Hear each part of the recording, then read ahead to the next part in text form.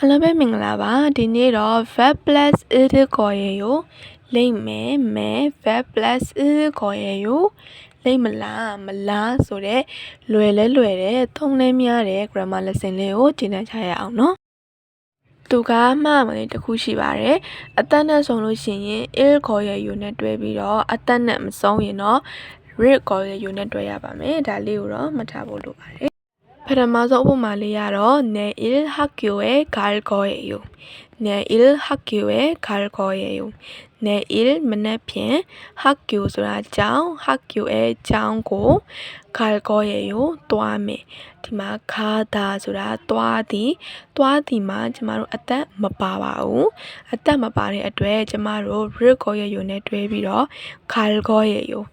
갈 거예요ဆိုပြီးတော့ဖြစ်သွားပါမယ်။ ra ခါအောက်ကိုကျမတို့အသက်အနေနဲ့ရောက်သွားမှာဖြစ်ပါတယ်။အသက်အနေနဲ့ရောက်သွားပြီးတော့갈 거예요. 갈 거예요သွားမယ်။ 내일 학교에 갈 거예요. မနေ့ပြန်ကျောင်းကိုသွားမယ်။မနေ့ပြန်ကျောင်းသွားမယ်ဆိုပြီးတော့အဓိပ္ပာယ်ရပါတယ်။ 오늘 일찍 잘 거예요.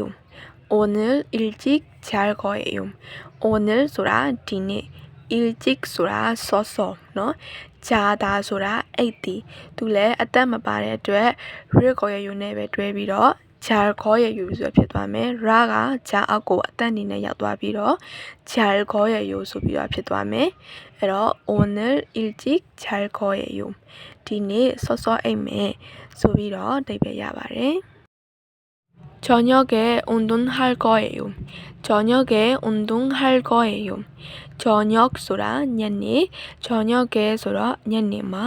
운동ဆိုတာလေ့ကျင့်ခန်း 하다ဆိုတာလုပ်တည်ပေါ့နော်အသက်မပါတာဖြစ်တဲ့အတွက် read ခေါ်ရယူနဲ့ပဲတွဲပြီးတော့ ra က ha အောက်ကိုအသက်အနေနဲ့ရောက်သွားမယ်ဆိုတော့ 할 거예요.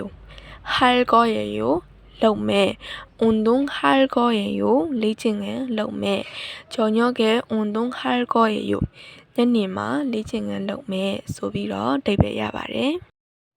내일 갈 거예요. မနေ့ပြန်သွားမလားဒါကတော့အမေးစကားပြောလေးပေါ့နော်အဲ့တော့ 내일 မနေ့ပြန် 가다 သွားသည်အသက်မပါတော့ read ခေါ်ရယူနဲ့ပဲတွဲပြီးတော့갈 거예요. 갈 거예요. သွားမလား 내일 갈 거예요. မနေ့ပြန်သွားမလားဆိုပြီးတော့အဓိပ္ပာယ်ရပါတယ်ဆိုတော့ကျမတို့အရှိမသင်ခဲ့တဲ့သွားမယ်ဆိုလို့ရှိရင်လည်း 갈 거예요.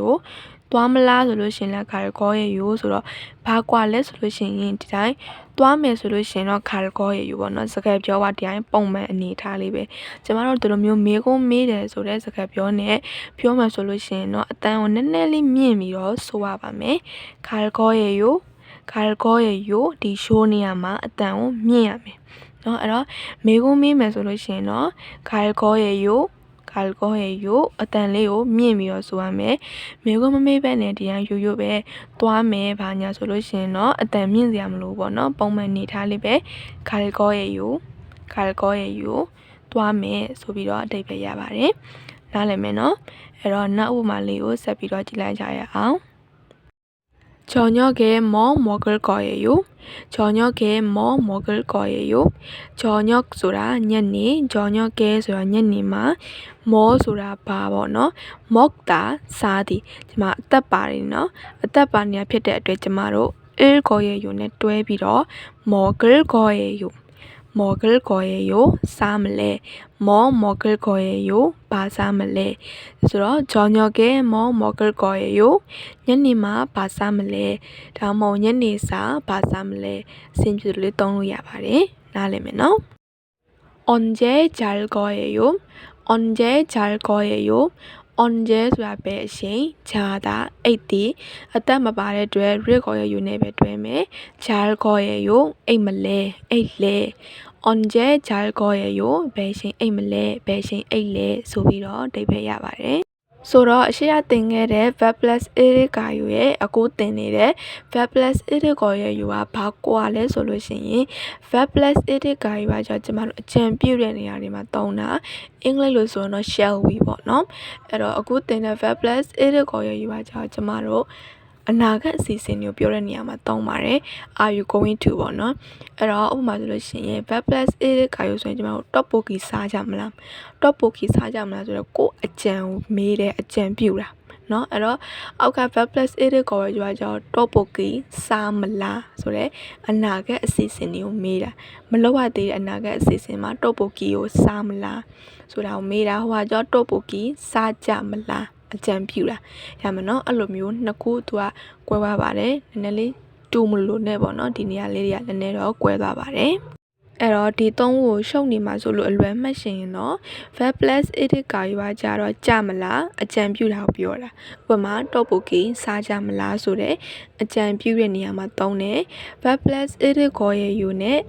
verb plus is ကိုရယူကကြတော့အနာဂတ်အစီအစဉ်ကိုပြောတာဥပမာ tteokbokki စားမလားရမယ်နော်အဲ့လိုမျိုးလေးခွဲပါပါတယ်အကြံပြုတာရဲ့အနာဂတ်အစီအစဉ်ကိုပြောတာရဲ့ရမယ်နော်အဲ့တော့ဒီနေ့ရဲ့သင်ခန်းစာလေးကတော့လောက်ပါပဲအဆုံးထိကြည့်ပြီးတဲ့အတွက်ကျေးဇူးပါ